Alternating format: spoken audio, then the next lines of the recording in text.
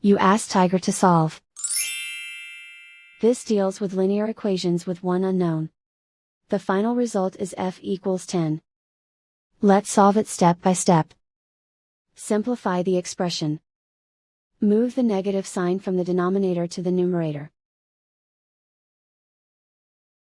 Expand the parentheses. Break up the fraction. Find the greatest common factor of the numerator and denominator. Factor out and cancel the greatest common factor. Group all constants on the right side of the equation. Subtract 5 from both sides. Simplify the arithmetic.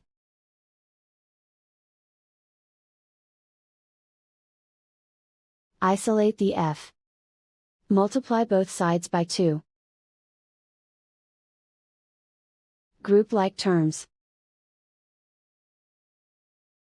Multiply the coefficients. Simplify the arithmetic.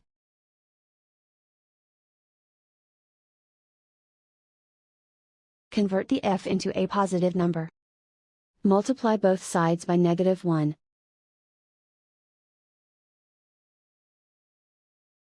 Remove the ones. Simplify the arithmetic.